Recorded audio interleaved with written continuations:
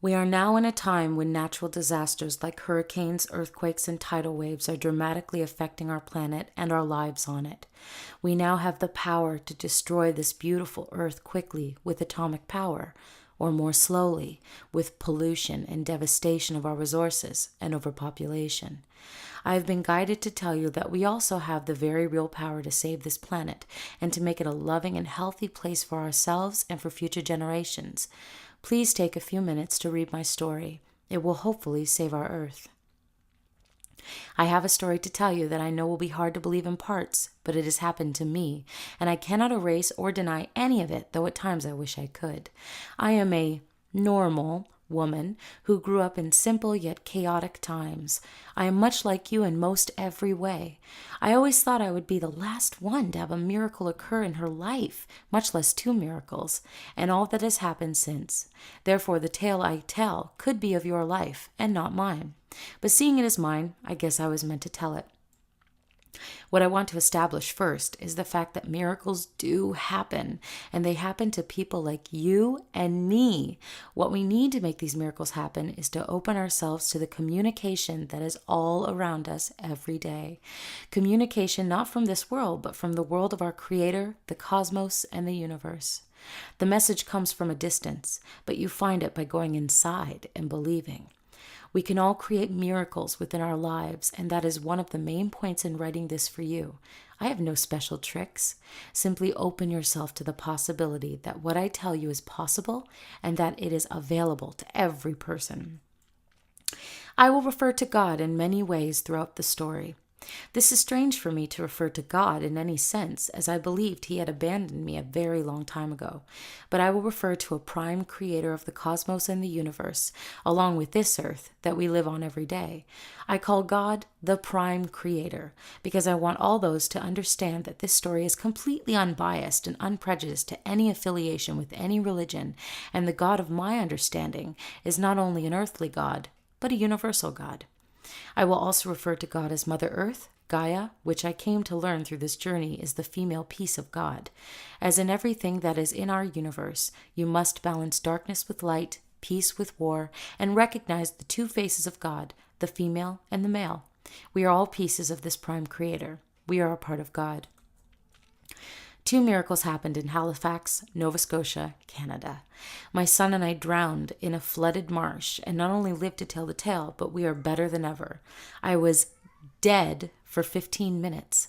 I was told by beings of light how to save myself and my small son, and I was given a message on how to heal the earth. As you are reading this, I ask you with all my heart to open yourself to the possibility of what I say. I feel it is imperative that we unite this world as one planet with one common goal, to establish peace and prosperity for all, not just the select few who are blessed to be in the right place at the right time. We are entering a new phase of humanity, and what I will tell you in this website will help us as a race to assimilate the changes that the future will bring. I have not had God in my life for 40 years. I did, however, as a child, chase the possibility of God. I felt that those people who had undying faith were the lucky ones, and the fact that I believed in nothing made me the loser. As a child, I often spoke to God, but never felt heard or connected. It took life throwing me into a flooded marsh and drowning me to open my eyes to the reality of how much we are all connected to the divine power. It is showing up now more than ever. You can go on the internet and find thousands of hits about the next phase of humanity, the era of enlightenment and the time of change. These stories are in our religions and in the stories of the ancient cultures such as the Mayans, the Egyptians, and the Native Americans. We have all been waiting for the moment when things would be different, for surely God will do something to save us from ourselves. Well, there is something in the works, but God is merely directing it through people like me, and it will take the faith of people like you to create the reality.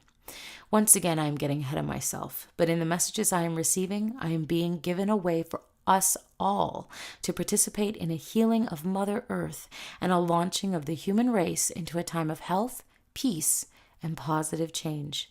But for this to happen, you will need to sit in meditation for just 1 hour of your life. I once heard in the Star Trek series, "Resistance is futile."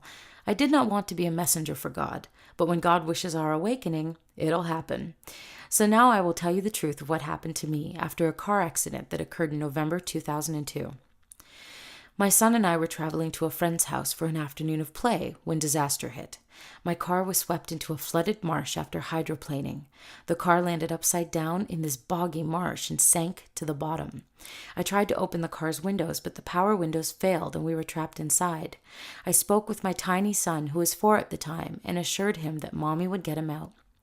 The car was filling up quickly with the cold, murky water, and I held my son's coat tightly in my hand while I waited to be fully submerged. I hoped that I could open the door after the car equalized with water and we would swim out. My final words to my little boy as the water came over his head was, "Hold your breath, honey. Mommy will have us out soon." I watched him take a large gulp of the remaining air, and the water took him. When I felt the last air pocket escape the car, I tried the door. It wouldn't budge. The other door was equally stuck. I struggled with the doors several times, to no avail. We were trapped and going to die. At this point, I took Evan's little body and pushed it over the seat, hoping beyond hope that he would find air. As I struggled to free us from this coffin on wheels, I realized I had to breathe. As I drank the deep breath of water into my lungs, the fiery feeling added panic to the moment. I wanted my baby back, and I swung my arms feverishly about in an effort to find his body. I couldn't, and I needed to breathe again. That is when I heard a voice, a calm, majestic voice directing me to relax. This voice cooed in my ear, reassuring me that all would be well. I was infused with the knowledge that if I fought the water, my rescuers would not be able to revive me when they arrived. The voice said that if I fought the water, I would drown. No shit, I thought.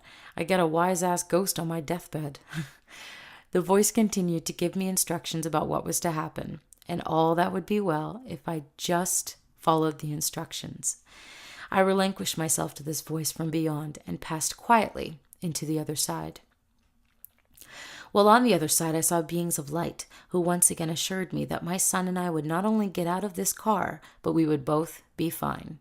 They were definite in explaining that I must follow instructions implicitly and not lose faith in their words. I was told to have faith that I would be divinely directed, and I was. It took my rescuers 15 minutes to pull my lifeless body from that car and another 7 minutes of CPR to revive me. As my body bolted upright, I blurted, "Get my baby out of the car!" 22 minutes had passed. The rescuers jumped back into the freezing bog to retrieve my son, knowing against hope that he was dead. It took rescuers another 5 minutes or so to get my boy free from that car. His limp body was transported to the IWK Children's Hospital, where he was immediately hooked to every machine known to mankind. The team of emergency doctors and neurologists were waiting for me. They assured me that my sweet little boy was indeed brain dead, and in addition to this, his internal organs were full of blood. He was hemorrhaging throughout his body, and his organs were non-viable. Things were the most bleak I have ever known.